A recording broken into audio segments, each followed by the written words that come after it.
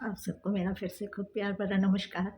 तो आज कुछ ऐसे विषय में बात कर रहे हैं जिसके बारे में लोग चर्चा नहीं करना चाहते, ना महिलाएँ, ना पुरुष, और वो है अवसाद यानी डिप्रेशन।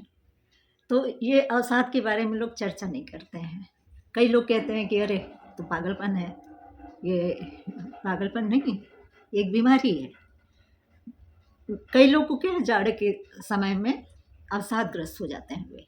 उनका लैक ऑफ इंटरेस्ट और ये रहना कि लेटे ही रहो, किसी काम में मन नहीं लगना, उठने की इच्छा ना होना।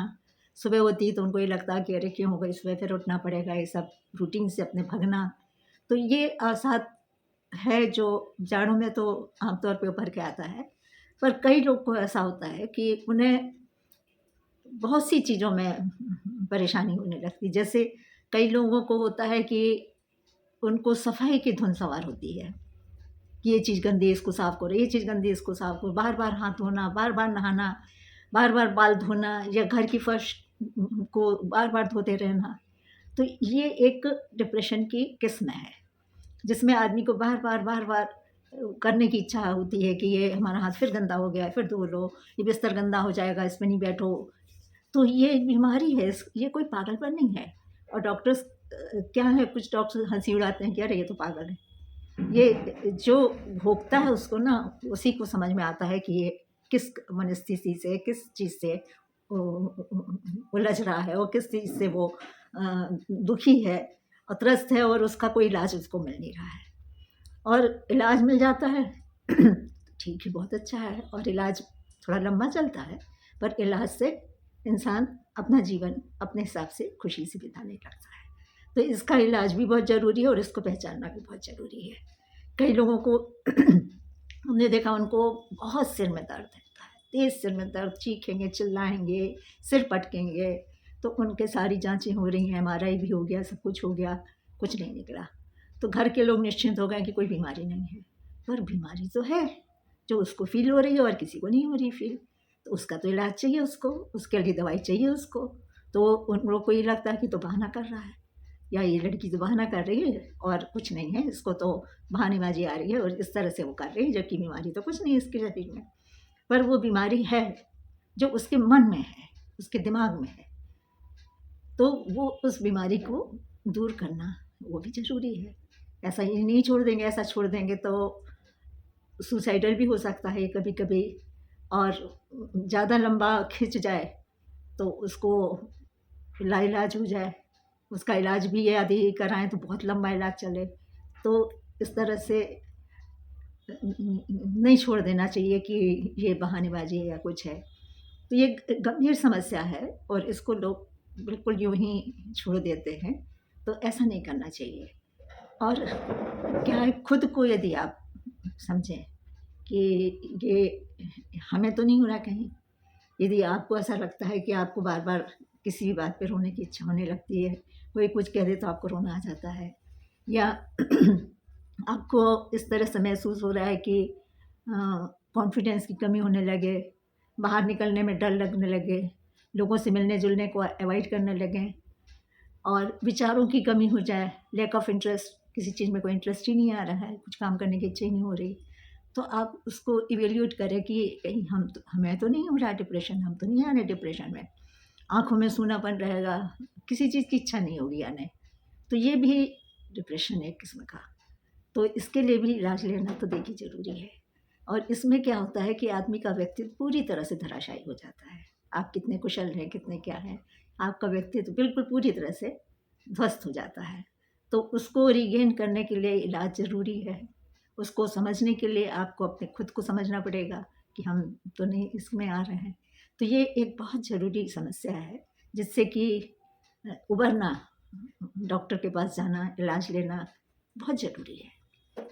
अब जैसे हमने देखा कि एक बार हमारे यानी हमने खुद उस चीज़ को महसूस किया।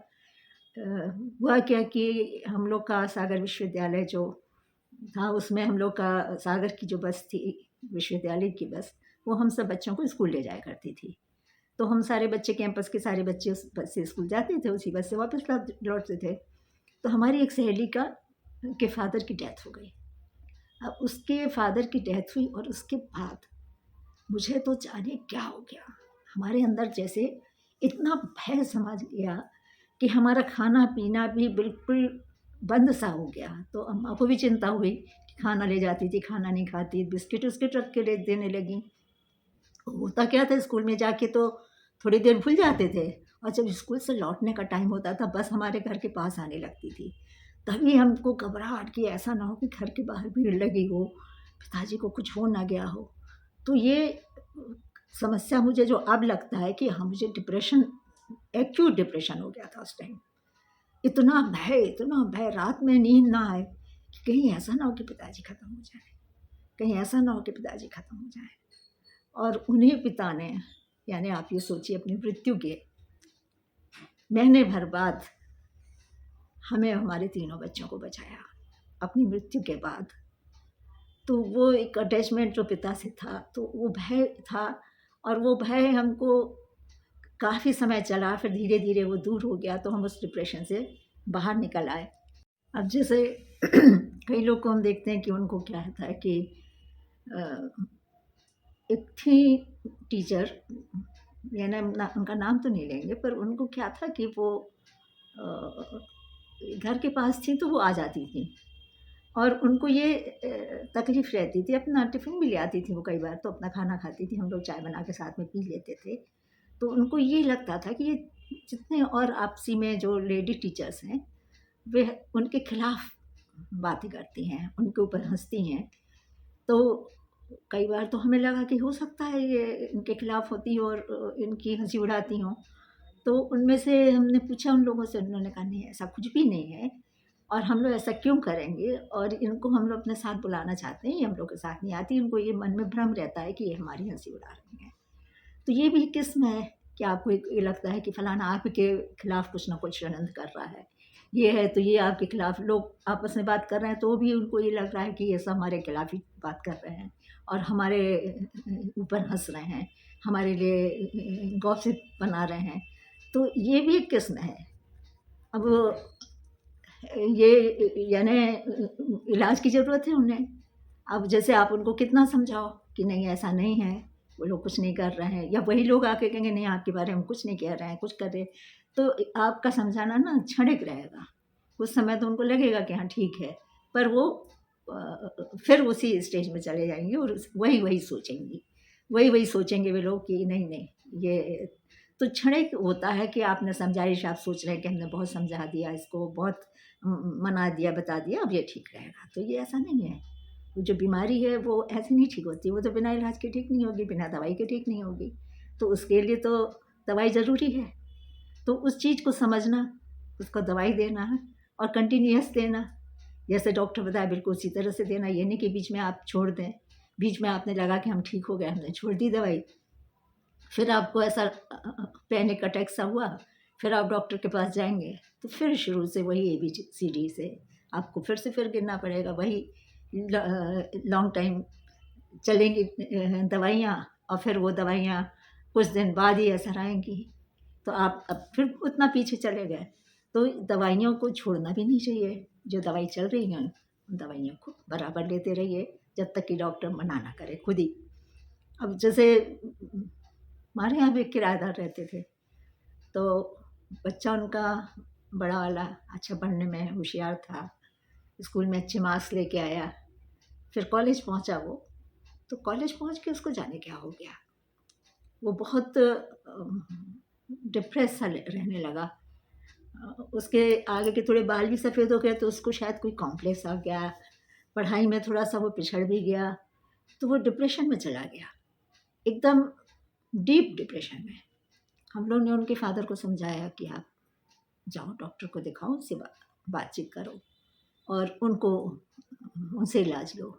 तो लोग गए भी, पर उन्हें इलाज बहुत कम ने लिया, और उसके बाद उन्होंने झड़वाने फुकवाने में चले गए। किसी ने कहा कि फलानी जगह चले जाओ, तो वहाँ जाके वो झड़वाना फुकवाना और ये सब करने लगे। उसके बाद उन्होंने यहाँ से ट्रांसफ़र ले लिया और कहीं और जाके शिफ्ट हो गए अपने घर के पास, वहाँ रहने लगे वो।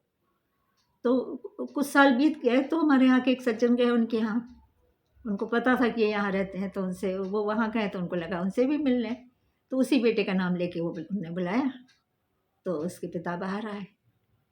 उन्होंने बताया कि उसने तो सुसाइड कर लिया। कहने कि उसने सल्फास खाया और मेरे बगल में आके लेट गया और कहने लगा पापा हमने तो सल्फास खा लिया। उसमें तो बचा ही नहीं सकते थे, ख़त्म हो गया बेटा। अब यदि इलाज में लग जाते, वो इलाज कराते तो बच्चा अच्छा हो जाता, पर अब वो नियति है, कोई क्या कह सकता है कि किसी को कितना समझा सकता है। आप किसी के पीछे पड़ के उसको नहीं कह सकते कि भाई तुम इलाज कराओ, इलाज कराओ, ये झाड़ फूँक नहीं कराओ। भाई झाड़ फूँक भी करा लो, इलाज भी कराओ, पर इलाज तो बहुत ज़रूरी है। या आप ये सोचो कि ये जगह बदल देंगे तो अपने वहाँ चले जाएँगे तो वहाँ ठीक हो जाएगा, यहाँ जगह में ही कुछ गड़बड़ी है, तो ये सब थोड़े है। वो तो कोई केमिकल चेंजेस हैं, हार्मोनल चेंजेस या जो भी हैं, वो होते हैं तो वो दवाइयों से ही ठीक होंगे। आपके समझाने बुझाने से या किसी और से या झाड़ फूँक से तो नहीं ठीक होंगे। इस गंभीर समस्या को लोग समझते नहीं हैं और अपने बहुत से प्रियजन को खो देते हैं। तो यही कहना था कि आप सजग रहिए। यदि कोई अपने आप में परिवर्तन महसूस करें या अपने घर के उसमें या किसी को भी देखे समझे, तो उसको ये नहीं सोचे कि पागल है या ये बहाने कर रहा है। वो बीमार है, उसको इलाज की ज़रूरत है और उसको इलाज मिलना चाहिए। अब कई लोग को देखते हैं हम कि उनको बिल्कुल लगातार वो देखिए तो आप ऐसे-ऐसे करते रहेंगे या हाथ ऐसे-ऐसे करते रहेंगे, तो ये भी एक साइन है कि किसी न किसी तरह की परेशानी उसके अंदर है, जो लगातार ऐसे-ऐसे हाथ कर रहा है। कोई नाखून चबाते हैं, लगातार ऐसे-ऐसे करते रहेंगे, तो ये भी एक डिप्रेशन का साइन है। उसको कहीं न कहीं कोई परेशानी है अंदर, जिसकी वजह से ये लगातार इस तरह से। कई लोग को आपने देखा होगा कि चैन से नहीं बैठते, ऐसे टहलते रहेंगे, ऐसे टहलते रहेंगे और बड़े कॉन्शियस होके यहाँ-वहाँ देखते रहेंगे, तो वो भी एक बीमारी, वो भी उनको भी इलाज की ज़रूरत है। और उनको इलाज कौन कहे उनसे कि आपको इलाज की ज़रूरत है? और यदि चले जाएँ डॉक्टर के पास, ठीक हो जाएँगे बिल्कुल। ये आदतें छूट जाएँगी, उनका बेचैन जो रहना, जो लगातार वो इधर से उधर घूम रहा है, वो सब मिट जाएगा, वो बिल्कुल स्वस्थ आदमी बन जाएँगे। तो ये चीज़ ऐसी है कि अवसाद, डिप्रेशन बच्चों में भी हो रहा है, बड़ों में भी हो रहा है, तो इसको समझना भी बहुत ज़रूरी है कि क्यों हो रहा है और हो रहा है तो उसका इलाज लें समय से। तो यही, और ये जो डिप्रेशन है ना, ये प्रोलॉन्ग करेगा, तो ये आपको और बीमारियाँ का न्योता देता है। यानी कैंसर तक की बीमारी आपको हो सकती है यदि आप लगातार डिप्रेस हैं और डिप्रेशन में ही चले जा रहे हैं, गहरे डिप्रेशन में चले जा रहे हैं, तो आपको कोई भी बीमारी जकड़ सकती है। क्योंकि शरीर में जो जिस तरीके से शरीर को रहना चाहिए उस तरह से नहीं रह पाता शरीर, अवसाद में गिरता चला जाता है और बिल्कुल एक गहरी नींद सी जैसे होती है ना, कि उसमें चला जाता है वो, बिल्कुल दूर कहीं अंधेरों में। तो उसको वापस लाना, उसको समझना, ये बहुत ज़रूरी है। तो आज के लिए मुझे बस यही कहना था कि आप सजग रहिए, आस-पास के लोगों को देख लीजिए, किसी को परेशानी है, कुछ है, या अपने अंदर झाँक के देखिए कि आपको तो नहीं हो रहा है इस तरह से। तो बस यही कहना था, तो आप सबको फिर से मेरा खूब प्यार भरा नमस्कार। और यदि मेरे चैनल को सब्सक्राइब नहीं किया हो तो प्लीज़ कर दीजिएगा। और ईश्वर न करे किसी को भी बीमारी हो, सब स्वस्थ रहें, मस्त रहें अपने-अपने घरों में, सुखी जीवन जिएँ।